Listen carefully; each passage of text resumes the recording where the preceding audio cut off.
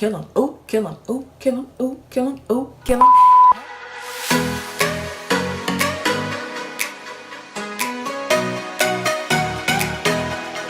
Hey, welcome back to Tilago's Tidbits, where I, Tilago, am leading you on this journey to a life with a more positive and motivated mindset. I'm so glad you decided to take this next step and join me.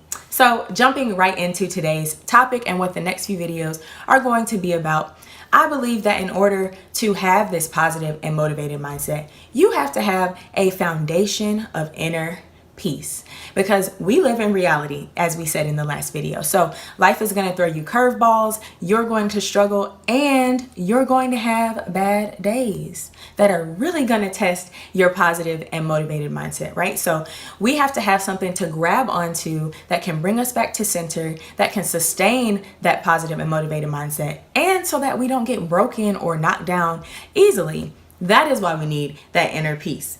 So the first stop on our journey, and what the next few videos are going to be about, like I said, is inner peace. Specifically today, we're going to discuss what is inner peace and how can you possess or find yours. So if you're interested in this thing called inner peace, then get ready, get set, let's get it. Okay, so let's first get into the literal definition of inner peace. So yes, we're about to take a nice little transition back to your favorite English class, okay? So think of me as your favorite English teacher. Mine was Miss Justice, so maybe she'll be proud of me for this, but really, imagine that, this will go smooth. So all of these definitions came from my very in-depth Google and Webster dictionary search. You feel me? All right, so definition of inner is mental or spiritual. All right, so inner, mental, or spiritual. Definition of peace is freedom from disturbance. So if we pop those together for inner peace, we've got mental or spiritual freedom from disturbance. Okay, we can rock with that. We understand that. But you know what? Why not break it down just a little bit further? Let's look at the definition of freedom.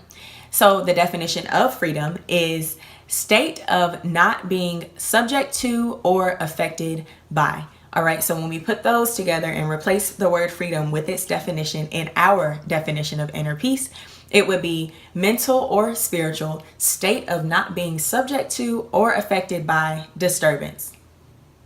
Let that one sink in, okay? If we look at this definition again, it shows us that disturbances do not affect you when you have your inner peace. No, it does not mean that you ignore when life gets crazy. It just means that those circumstances and these disturbances in life do not control your mindset or how you feel.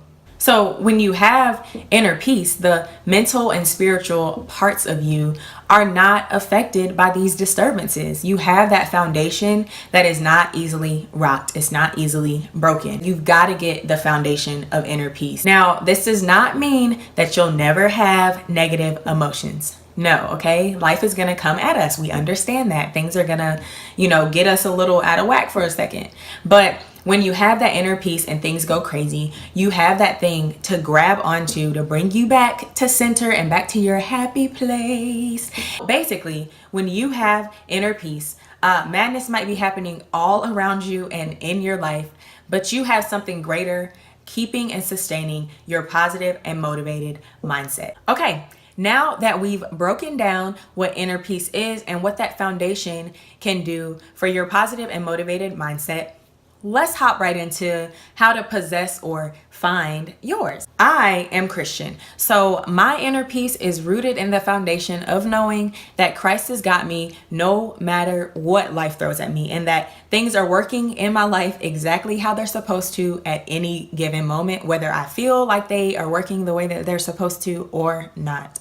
But just to give you a little bit of Bible study here real quick. In Philippians 4:7, it says, "The peace of God, which surpasses all understanding, will guard your hearts and minds through Christ Jesus."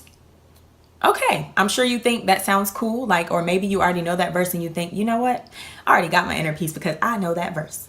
Try me one better, because we have to look at what comes right before verse 7, which is verse 6. In verse 6, it says, "Do not be anxious for anything, but in everything, by prayer and petition with thanksgiving, present your requests to God. Then verse 7 pops up on the scene with its peace. So it's looking like this is a two-step process, right? Like you can't be anxious, you can't worry, and you have to present your request to God with thanksgiving by prayer.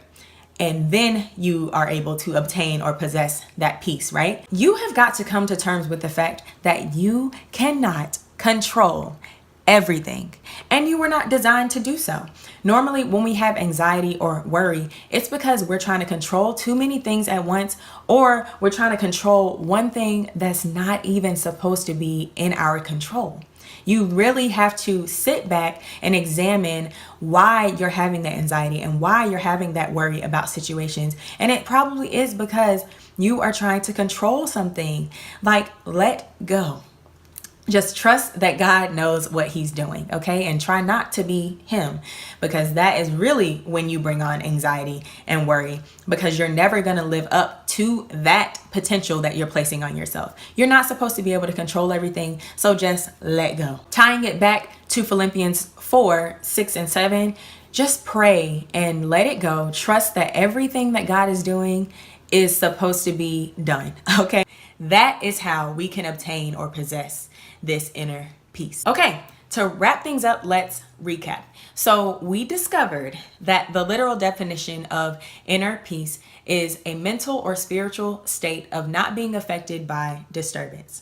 And we now know that we can obtain, possess, find that peace by not worrying, not being anxious, presenting our requests to God, trusting in him to work everything out the way that it's supposed to be, and letting go. So if you are struggling with your inner peace, or if you just want a quick reminder every now and then get out a piece of paper, get out a sticky note, and write out the definition of inner peace, and or write Philippians 4, 6, and 7. Place it somewhere visible around you that you look all the time, and read it over and over and over, so you can start training your mind to believe that you already have that inner peace. I hope this video has touched you or given you a better understanding of what inner peace is and how you can possess it. If it did, then go ahead and like the video, comment down below with any thoughts on the video, subscribe to the channel so you don't miss a thing, and share this video with somebody, okay? We are all about spreading and sharing the positive vibes. Never forget that. Catch me in the next video, where we will continue on our journey to a more positive and motivated mindset by discussing how to protect your inner peace once you've got it. So until next time, always remember, above all else, spread love.